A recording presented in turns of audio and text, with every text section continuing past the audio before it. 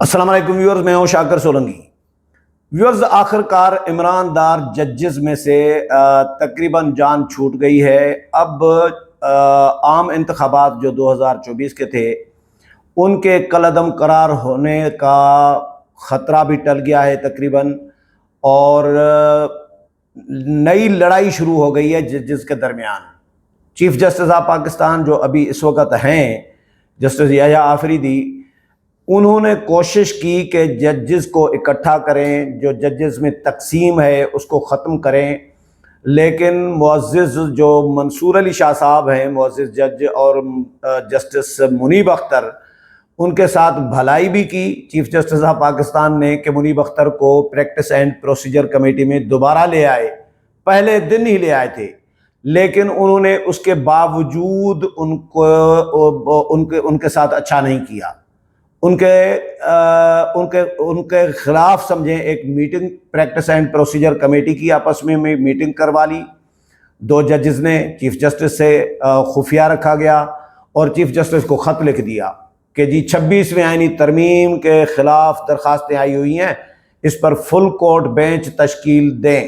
اور یہ فیصلہ ہو چکا ہوا تھا کمیٹی کے گزشتہ اجلاس میں، اس لیے، اور یہ بھی طے ہوا تھا کہ 4 نومبر کو سماعت کریں گے، تو آپ 4 نومبر کو سماعت کریں۔ لیکن چیف جسٹس نے کہا کہ بھائی آئینی بینچ بننے جا رہا ہے، نئی ترمیم آ گئی ہے، 26ویں آئینی ترمیم، اس کے تحت آئینی بینچ بننا ہے، تو اب یہ 26ویں آئینی ترمیم کا معاملہ تو پیور آئینی ہے، اس کو تو جانا چاہیے آئینی بینچ کے پاس، کدھر سے یہ فل کورٹ بینچ سنے گا؟ تو چیف جسٹس نے ان کے پلان پر پانی پھیر دیا اور ان کی بات نہیں مانی، کیونکہ چیف جسٹس جو ہیں وہ آئین اور قانون کے مطابق جو ٹھیک سمجھتے ہیں وہی کر رہے ہوتے ہیں۔ آج بھی سپریم جوڈیشل کمیشن کا جو اجلاس ہوا، جس میں آئینی بینچ تشکیل دیا گیا جسٹس امین الدین خان کی سربراہی میں، تو جسٹس امین الدین خان اور باقی معزز جو ججز ہیں، ان کے نام بھی بتا دیتا ہوں میں، تو ان کی چیف جسٹس نے مخالفت کی ہے، مخالفت میں ووٹ ڈالا ہے، کیونکہ چیف جسٹس کی جو پی ٹی آئی کے ساتھ ہمدردیاں نہیں ہیں۔ پی ٹی آئی کے 2 ممبران نے خلاف ووٹ دیا، چیف جسٹس نے بھی، منصور علی شاہ نے بھی، منیب اختر نے بھی، 5 ووٹ یہ مخالفت میں پڑے۔ یہاں پہ چیف جسٹس نے مناسب یہ سمجھا، تبھی وہ آئین اور قانون کے مطابق وہ سمجھ رہے تھے کہ یہ ٹھیک ہے، تو اس لیے انہوں نے مخالفت میں ووٹ ڈالا۔ پی ٹی آئی کی کوئی ہمدردی نہیں ہے چیف جسٹس کے ساتھ، نہ منصور علی شاہ کے ساتھ ہے، نہ منیب اختر کے ساتھ ہے۔ لیکن منیب اختر صاحب ڈراپ ہو گئے ہیں پریکٹس اینڈ پروسیجر کمیٹی سے۔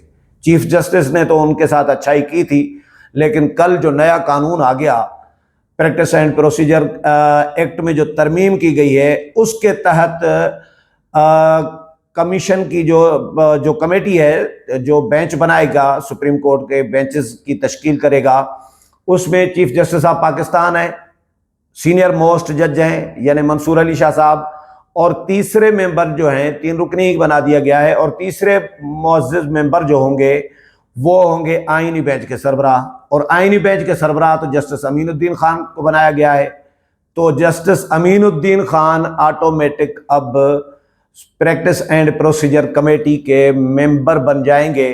تو اس طرح اب یہ ججز اب کچھ بھی نہیں کر سکتے، کیونکہ آئینی معاملات، سیاسی معاملات چلے جائیں گے آئینی بینچ کے پاس، اور آئینی بینچ کا سربراہ جسٹس امین الدین خان ہے، اور جسٹس امین الدین خان کا ریکارڈ یہ ہے کہ انہوں نے فیصلہ دیا تھا مخصوص نشستوں کا، جسٹس منصور علی شاہ صاحب نے جو لکھا تھا، اس فیصلے کے خلاف اپنا اختلافی نوٹ دیا تھا، اور اس اختلافی نوٹ میں یہ بھی لکھا تھا کہ یہ آئین کو وائلیٹ کیا گیا ہے، آئین کے فلاں آرٹیکلز کو ری رائٹ کیا گیا ہے، اور ایک تخلیق کر کے انصاف تخلیق کر کے پی ٹی آئی کو دیا گیا ہے، یعنی پی ٹی آئی کو بن مانگے انصاف جو ہے ان کو ایک فائدہ دیا گیا ہے، بن مانگے، جو مانگا ہی نہیں تھا پی ٹی آئی نے، تو یہ سخت ترین نوٹ لکھا تھا۔ پھر منصور علی شاہ صاحب نے جو تفصیلی فیصلہ جاری کیا تھا تو اس میں بھی پھر امین الدین خان صاحب کو اور جسٹس جو دوسرے تھے ان کے بارے میں نازیبا الفاظ کا، ناشائستہ الفاظ کا استعمال کیا تھا کہ انہوں نے اپنے ججز کے جو منصب ہے اس کی خلاف یہ کام کیا ہے، اور ان کے منصب کے مطابق یہ نہیں تھا جو انہوں نے ریمارکس دیے ہیں یا اختلافی جو نوٹ دیا ہے۔ تو ججز میں لڑائی اب نیا رخ اختیار کر گئی ہے۔ جسٹس قاضی فائز عیسیٰ چیف جسٹس سابق جو ہیں وہ تو چلے گئے، لیکن موجودہ چیف جسٹس کے ساتھ بھی پھر نئے سرے سے جو ہے اختلافات شروع ہو گئے ہیں، منصور علی شاہ اور جسٹس منیب اختر کے۔ تو معزز جو ججز عمران ڈار ہیں وہ بھی ابھی موجود ہیں، لیکن اب مزید جو 34 ججز کی ترمیم آئی ہے، 34 ججز ہو جائیں گے سپریم کورٹ میں، تو آٹومیٹک عمران ڈار ججز تعداد میں کم ہو جائیں گے، اقلیت میں ہو جائیں گے، اور پھر آئینی معاملات بھی نہیں ان کے پاس جائیں گے، آئینی معاملات بھی آئینی بینچ سنے گا۔ تو اب وہ کچھ بھی نہیں کر سکتے، رونے دھونے کے علاوہ کچھ نہیں کر سکتے، حکومت کا کچھ نہیں بگاڑ سکتے، نہ الیکشن کا کوئی کیس سن سکتے ہیں، نہ کوئی اور کیس سن سکتے ہیں۔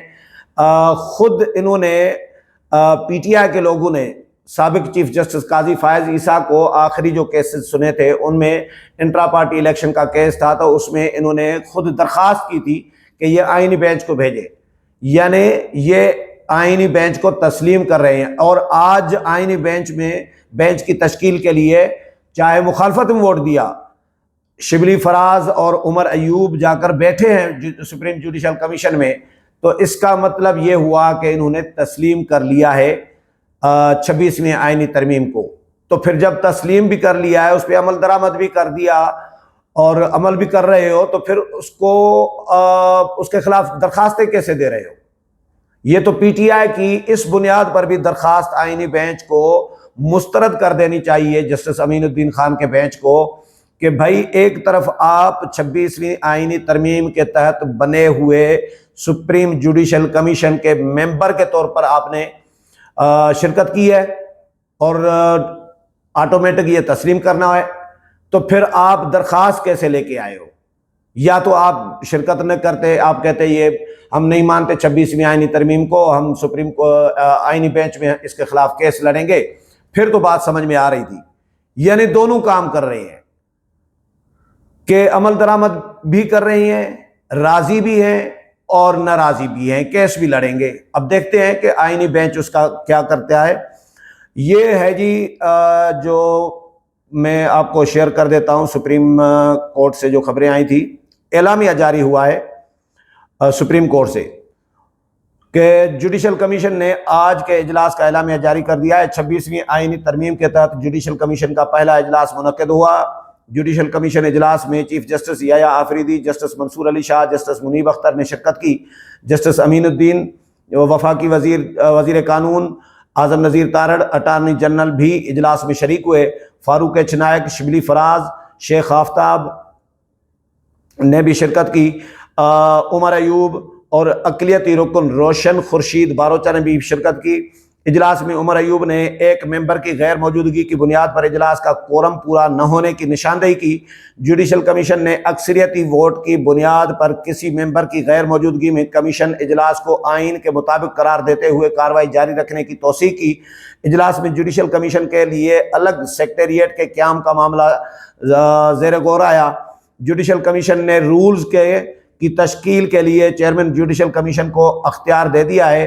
اجلاس میں سپریم کورٹ کے اندر آئینی اور قانونی معاملات، قانونی مقدمات کی سماعت کے لیے آئینی بینچ کی تشکیل پر بھی غور کیا گیا۔ چیف جسٹس پاکستان نے آئینی بینچ کی تشکیل کے لیے ایک مخصوص مدت مقرر کرنے کی تجویز دی۔ جوڈیشل کمیشن نے 7 ووٹوں کی اکثریت سے 7 رکنی آئینی بینچ تشکیل دینے کی منظوری دی۔ آئینی بینچ میں تمام صوبوں سے ججز شامل کیے گئے ہیں۔ آئینی بینچ 2 ماہ کی مدت کے لیے تشکیل دیا گیا ہے۔ آئینی بینچ کے سربراہ جسٹس امین الدین خان ہوں گے۔ جسٹس جمال مندوخیل، جسٹس محمد علی مظہر، جسٹس عائشہ ملک بھی آئینی بینچ کا حصہ ہوں گے۔ جسٹس مسرت ہلالی، جسٹس حسن اظہر رضوی، जस्टिस नईम अख्तर अफगान भी आईनी बेंच में शामिल होंगे। जुडिशल कमीशन के इब्तदाई इजलास से कमीशन की तश्कील मुकम्मल हो गई है।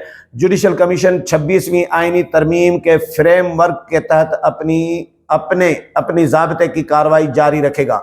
मैं ये सोच रहा था व्यूअर्स कि 26वीं आईनी तरमीम का केस ये उसूली तौर पर आईनी बेंच में नहीं जाना चाहिए। आईनी बेंच को इस केस को सुनना ही नहीं चाहिए, क्योंकि आईनी बेंच खुद इसी 26वीं आईनी तरमीम के तहत बना है।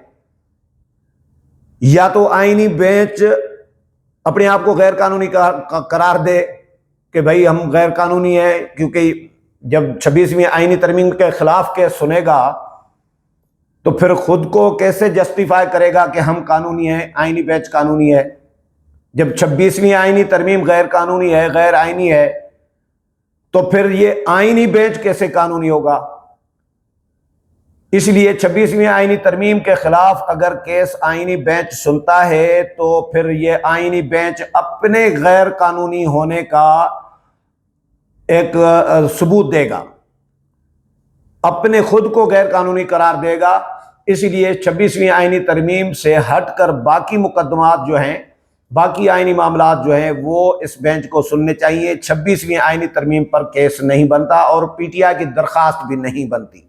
उम्मीद है प्रोग्राम पसंद आया होगा। अगले प्रोग्राम में फिर मुलाकात होगी, तब तक इजाजत चाहता हूँ। अल्लाह हाफिज।